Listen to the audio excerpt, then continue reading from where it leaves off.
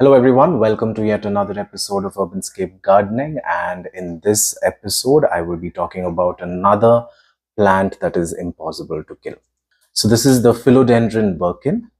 So these are characterized by these white veiny leaves, and the new leaves are generally white in color. And this is from the Philodendron family.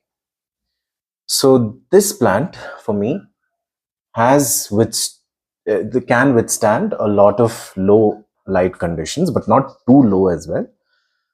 Also, it withstands a lot of drought, and that's the best part about this plant. I mean, I have not watered this for weeks and this is still survived. So for me, that's a big plus point in a plant. If they do not need too much of water and they can still survive, they don't droop, they don't show any signs of stress, that's a big plus. So you can see this plant. I still haven't watered this and it's still shining and doing well, barring the exception of this yellow leaf, but it's still holding its ground. So the conditions for this plant is fairly simple. You give it well-draining soil. I've also grown this in only leca and it still did well, but it was not growing too many new leaves. So you can use 40% sand, you can use 40% garden soil, and you can use around 20% of compost. That would be the ideal ratio. Another thing is sunlight exposure. Give it as much sunlight as possible that your area gets or your home gets.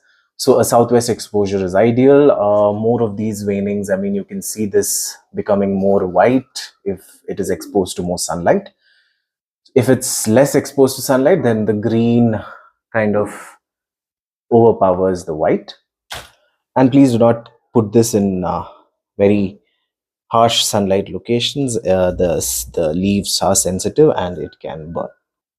So from a water perspective, this plant can do well for a very long time without watering, but do not overdo it. You can water when the soil is this dry. If you see the soil is this dry, then you can water this plant. And while watering, water it thoroughly till all the water drains out.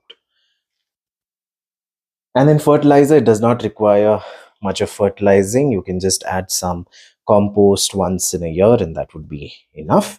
But if you want a more robust growth, then repotting this will be essential. So use a bigger container, you'll get a bigger plant.